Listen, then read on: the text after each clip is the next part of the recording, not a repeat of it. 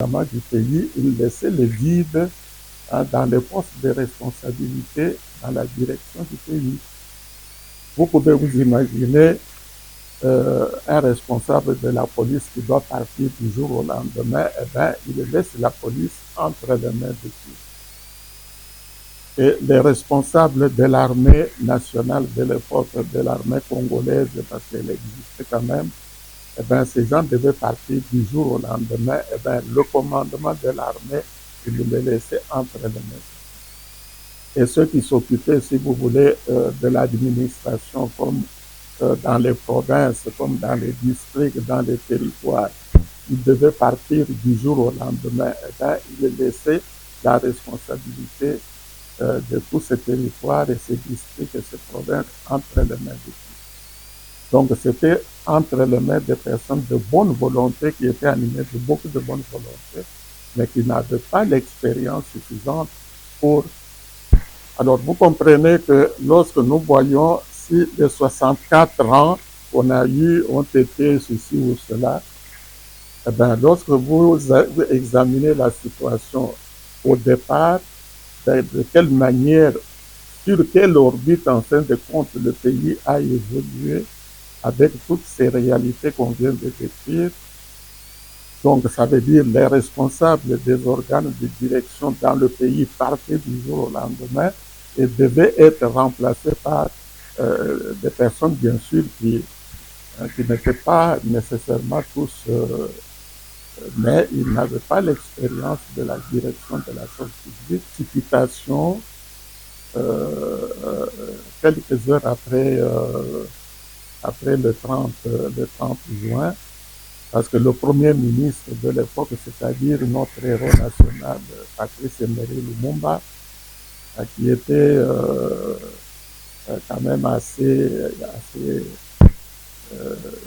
il était bien sûr animé de sentiments de patriotisme, mais qui était quand même un peu dans une certaine mesure un peu démesuré, parce que les mesures qu'il venait de prendre, de chasser les colonialistes du jour au lendemain,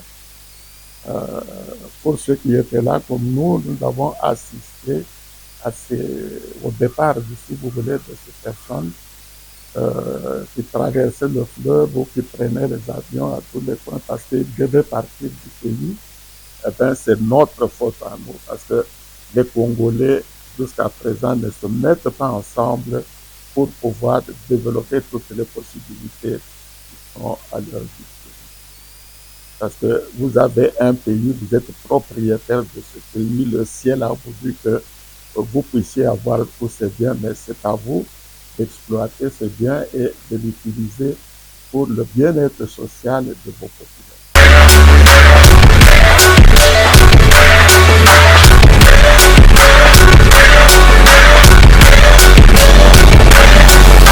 C'est une question très complexe et je ne crois pas qu'on peut l'épuiser en quelques minutes, parce que, vous savez, la maturité d'un peuple, la maturité d'un pays ne vient pas nécessairement en quelques mois ou en quelques semaines.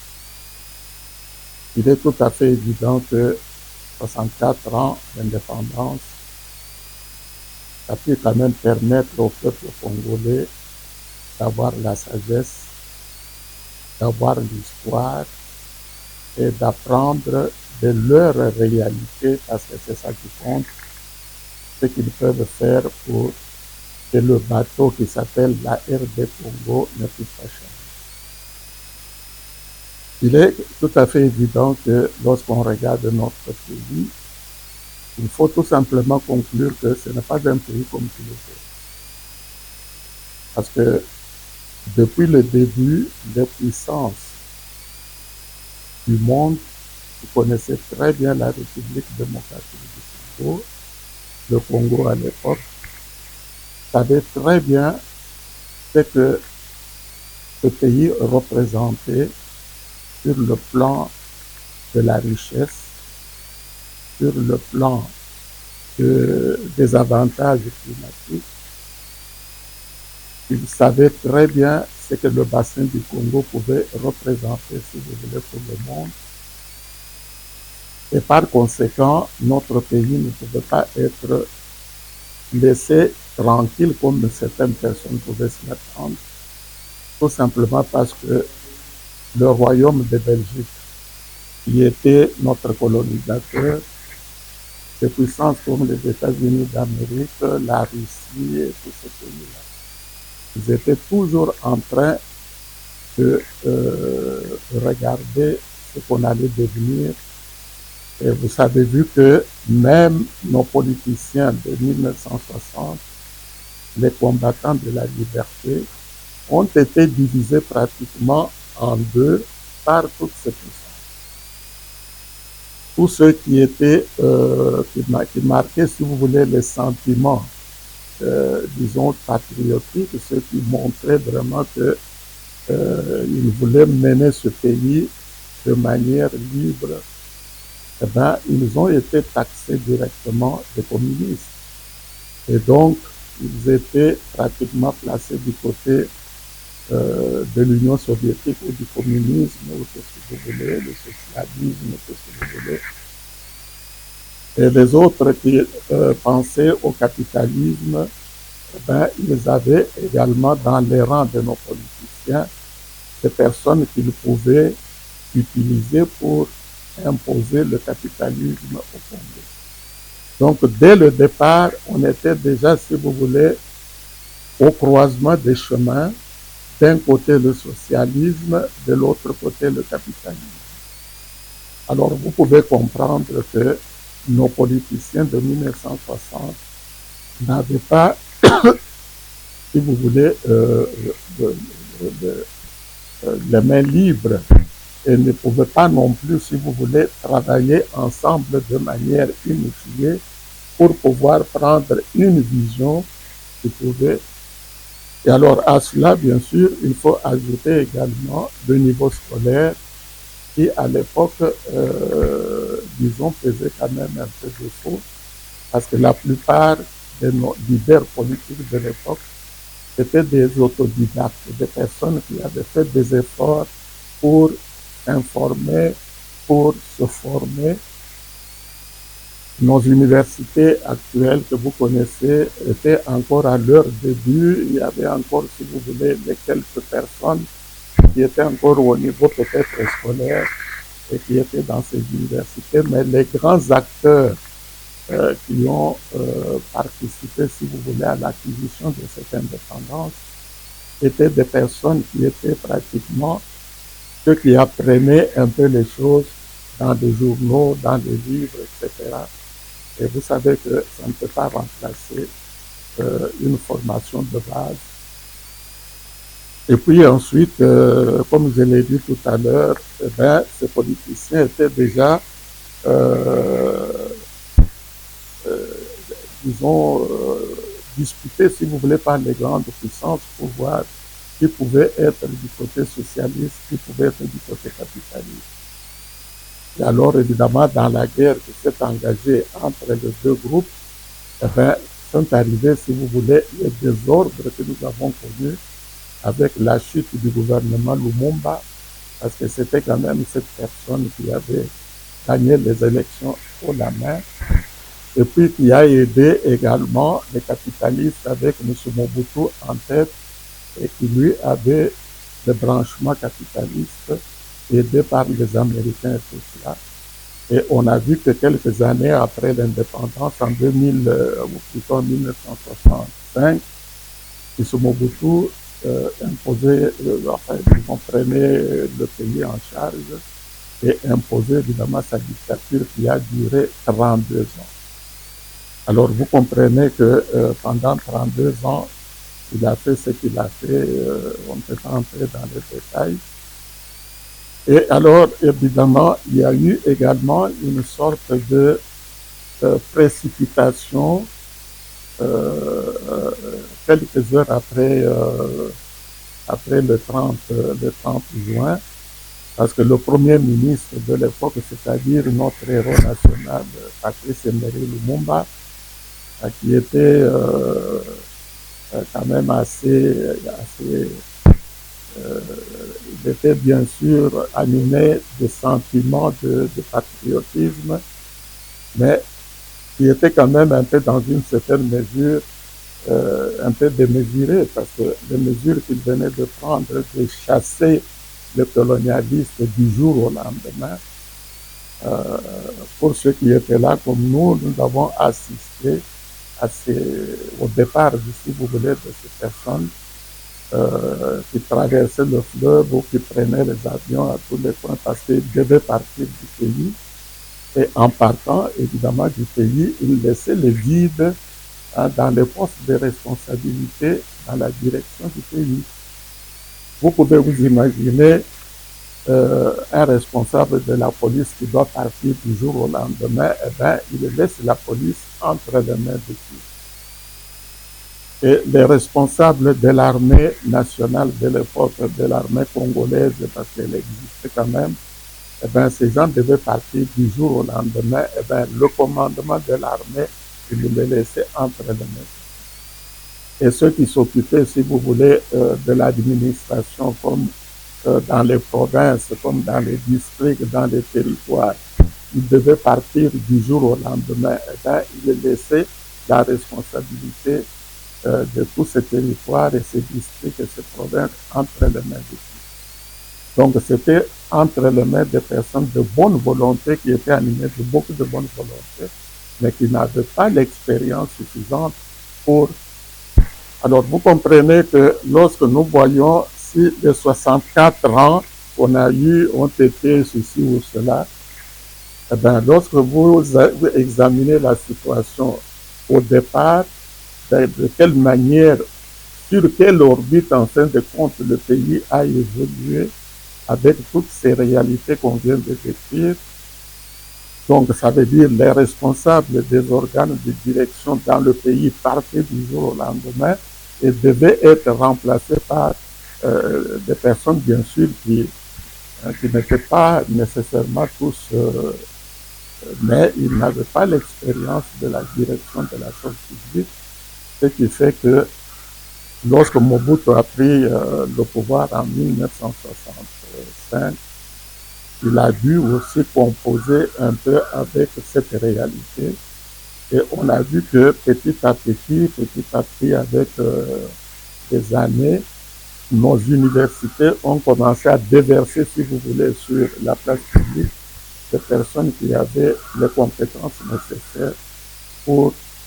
Mais en attendant, le pays était déjà placé sur cette orbite qui fonctionnait tant bien que mal et qui fonctionnait avec les réalités du moment, de telle manière que ça a duré très longtemps avant qu'on puisse atteindre l'équilibre. Je ne sais pas si je me fais comprendre, mais disons, juger l'histoire de notre pays, il faut voir quel a été, si vous voulez, notre point de départ, comment on a évolué les 5 premières années et de quelle manière on a été embarqué dans le régime de M. Mobutu, qui a fait ce qu'il a fait. Mais il faut savoir aussi qu'avec la dictature de M. Mobutu, la démocratie n'a pas existé. Il n'a pas existé, évidemment, des initiatives privées. Hein, donc, il y a eu quand même, disons, pas mal de réalités qui ont fait que. Alors, avec la fin du régime de Mobutu, vous avez vu qu'après 32 ans, les gens en avaient un peu marre, ils étaient un peu fatigués, et puis tout le monde voulait des changements, etc. De telle manière qu'au lieu que ce soit les Congolais qui étaient à la base des changements, au contraire, c'est toujours des États-Unis d'Amérique avec la complicité, bien sûr, de certains pays voisins, comme le Rwanda, l'Ouganda, etc., qui ont monté, évidemment, ce qu'on appelle aujourd'hui l'AFDL, disons, qui était également un mouvement, disons, d'occupation du pays, avec beaucoup de points, si vous voulez, cachés, qu'on n'arrivait pas à détecter de manière très claire jusqu'au moment où Mobutu est parti. Ce régime d'Afrique s'est imposé au pays et on a compris par la suite que c'est l'étranger, en fin de compte, hein, qui, à partir de 1997, si je ne m'abuse, avec l'arrivée de Kabila et consorts, qui s'est occupé du pays. Et les conséquences, bien sûr, vous le savez, c'est qu'il y avait un président de la République, mais les autres, mais les décisions, les camps de l'armée nationale était occupée, et puis l'administration occupée, de telle manière qu'avec l'arrivée d'Afdel, il y a eu beaucoup d'infiltration dans notre armée nationale, dans notre système politique, ce qui nous a amené encore une fois dans les 18 ans de M. Kabila. Alors, si vous additionnez 18 ans de Kabila et 32 ans de Mobutu, vous arrivez quand même à une cinquantaine d'années où le peuple congolais a été, si vous voulez, obligé de vivre dans des systèmes qui n'étaient pas,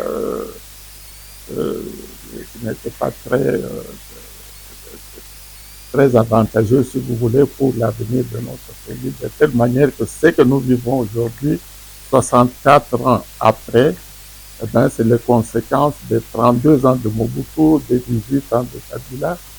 Et vous voyez vous-même que la situation que nous vivons aujourd'hui est presque indéfinissable. Indéfinissable pratiquement sur tous les... Parce qu'avec quand M. Mobutu Kabila est parti, lorsqu'il a quitté le pouvoir, vous savez dans quel état était notre armée nationale, vous savez dans quel état était notre constitution, vous savez dans quel état étaient les régions de l'Est du pays. Euh, on dénombrait plus de 200 groupes armés à l'Est du pays, on comptait plus de 16 millions de morts, etc. Et lorsque le président Fachi a pris le pouvoir, vous voyez un peu dans quelles circonstances il a pris ce pouvoir. Une armée affaiblie à sa plus simple expression, et puis une administration tout à fait désordonnée, de manière qu'il a dû évidemment partir pratiquement de zéro pour pouvoir reconstruire la fonction publique, l'armée nationale, l'administration, etc. Et je peux vous assurer que ce n'est pas facile. Donc, nos 64 ans d'indépendance ont été en fait un ensemble de facteurs qui ont été positifs, négatifs, mais le négatif était plus important et plus dominant que le bon. C'était sa manière de voir les choses, mais 30 ans, je ne sais pas, sur base. Parce qu'on parle toujours de ce monsieur avec ce qu'il a dit, mais est-ce qu'il avait explicité sa pensée, est-ce qu'il avait décrit les choses de manière qu'on puisse voir avec précision ce qu'il voulait dire exactement. 30 ans, c'était peut-être sa façon de voir les choses. Mais le peuple congolais, vous savez, avec l'expérience, avec, disons, avec tout ce qu'ils ont vécu, etc., eh ben, c'était un peuple qui pouvait aboutir à la maturité très rapidement. Et si, parce que vous savez, il y a un principe qui dit qu'il n'y a pas de mauvaises troupes, il n'y a que de mauvaises choses. Alors, si le peuple congolais avait à sa disposition, si vous voulez, des leaders éclairés, des leaders patriotiques, il y avait des sentiments de personnes qui aimaient bien leur pays, eh ben, vous avez vu l'expérience en Afrique du Sud, eh ben, je crois que les Noirs sud-africains étaient peut-être un des peuples les plus opprimés au monde, mais ils ont eu un leader qui a, qui a fait la prison, qui est sorti de la prison et qui a mis, disons, tous les atouts en sur la table de telle manière que même après son départ, il y a toujours de l'équilibre et le pays avance tant bien que mal. Je ne dis pas que le Congo n'a pas connu des leaders éclairés. L'UDPS, c'est un exemple, disons, d'un parti qui a lutté pendant des années pour rassembler les énergies, pour regrouper les choses et puis définir une vision, définir des objectifs de telle manière à atteindre la démocratie et puis aboutir évidemment au bien-être social de la population. C'est pour vous dire que les efforts faits les 40 dernières années ont pu quand même, disons, éclairer, apporter la lumière et puis et surtout donner le courage à ceux qui en avaient pour continuer, si vous voulez, à se battre pour garder l'unité du pays, pour garder l'intégrité nationale, pour arriver, si vous voulez, à ce que nous avons aujourd'hui comme lumière pour atteindre cet objectif de travailler pour le bien-être social de nos personnes. Mais il ne faut pas qu'on oublie évidemment que notre histoire nous a placés dans un ensemble des éléments qui ne pouvaient pas nous permettre, si vous voulez, d'aller directement vers cette option, cet objectif. Les 32 ans de Mobutu avec la dictature où la démocratie était piétinée chaque jour, si vous ajoutez encore l'arrivée des étrangers à la tête du pays, etc. Donc tout cela, ce n'est pas des éléments qui pouvaient nous permettre d'aller directement vers les objectifs et les atteindre. Donc c'est là où nous devons tout simplement apprendre à être patients, à lutter pour que les Congolais même comprennent le bien fondé, si vous voulez, du combat qu'ils mènent depuis des années et qu'on puisse nous diriger tous ensemble vers... et c'est pour cela que le parti comme l'UDPS a insisté pendant plusieurs années sur l'union de tous les Congolais pour arriver à la démocratisation du pays.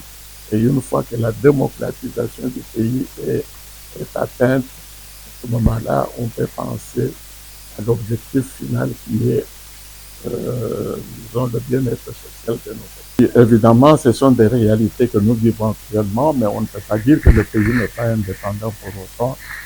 Il est indépendant, sauf que nous devons de plus en plus apprendre, et surtout au niveau de nos dirigeants, apprendre à utiliser nos richesses, à utiliser les immenses possibilités que nous avons pour pouvoir valoriser, non seulement valoriser l'homme congolais, mais valoriser également notre pays. Parce que si vous regardez les quantités de faveurs que le ciel nous a données, je crois qu'ils sont pratiquement innombrables. Le sous-sol est plein de minéraux. Nous avons un climat qui est tout simplement un climat enviable. Nous avons un fleuve qui a créé un bassin qui vous permet de canaliser pratiquement toutes nos rivières, tous nos ruisseaux vers, disons, un même... et à l'arrivée, n'est-ce pas, tout près du fleuve de l'océan, ce fleuve vous crée un site qui est tout simplement extraordinaire et qu'on appelle le site Binga, où vous pouvez, disons, installer, barrer le fleuve et puis arriver à produire de l'électricité qui peut être surabondante et qui peut développer non seulement notre pays, mais même toute la sous-région. Alors, si nous sommes arrivés peut-être, disons, au niveau de ce que vous venez de dire tout à l'heure, c'est notre faute à nous, parce que les Congolais, jusqu'à présent, ne se mettent pas ensemble pour pouvoir développer toutes les possibilités qui sont à leur disposition. Parce que vous avez un pays, vous êtes propriétaire de ce pays, le ciel a voulu que vous puissiez avoir tous ces biens, mais c'est à vous d'exploiter ces biens et de l'utiliser pour le bien-être social de vos populations. Alors, lorsque certains dirigeants se permettent, disons, de trahir leur pays pour quelques avantages personnels, etc., et s'écarter de cette, cette comment je dirais là, de cet objectif, on risque de continuer à vivre dans cette médiocrité qui nous colle à la peau et nous ne méritons pas. Oui, bien sûr, ça ce n'est qu'un cas, si vous voulez, des résultats extraordinaires, n'est-ce pas, qui par l'activisme du président Fachi à la tête du pays. D'ailleurs, vous avez vu, avant même de répondre à la question, vous avez vu vous-même la réaction du peuple tchadien, même des autorités tchadiennes, qui ont invité le président à aller chez eux et puis de lui décerner, évidemment, de l'élever à la dignité de grand croix de l'ordre national du Tchad. Et puis ensuite, ils ont même donné une rue de son nom. Donc c'est pour vous dire que le peuple tchadien, les autorités tchadiennes ont apprécié à leur juste mesure, disons, disons, ces résultats qu'eux-mêmes connaissent, etc. Alors, ça, ce n'est que un des points de réussite, si vous voulez, de cette diplomatie. Mais on peut l'étendre à beaucoup d'autres domaines, spécialement, vous voyez très bien comment nous sommes combattus à l'heure actuelle, non seulement par nos voisins, mais même par certaines puissances qui veulent venir chez nous pour s'accaparer de nos richesses là.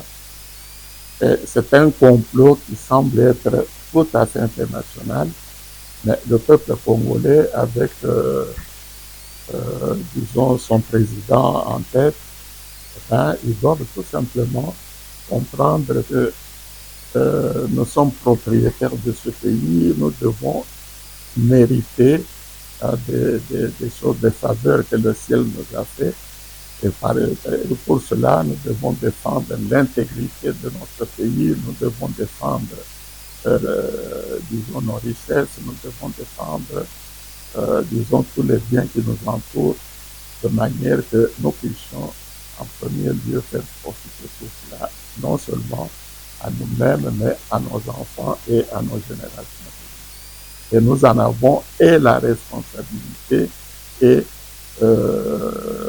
disons, l'opportunité, parce que nous sommes là, c'est nous qui sommes là pour le moment, et nous devons soutenir les actions du président dans ce domaine pour que nous puissions réellement être les véritables propriétaires de ce pays et de ces richesses qui nous entourent.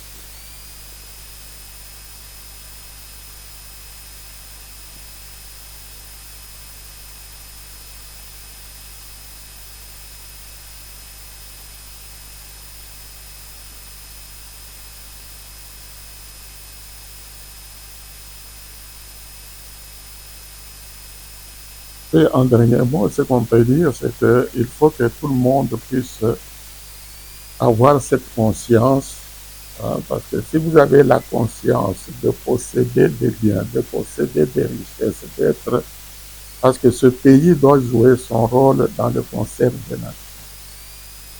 On n'a jamais cessé de dire que nous sommes dans la période, disons, de la mondialisation. Mondialisation veut dire tout simplement que le monde entier devient comme un grand village.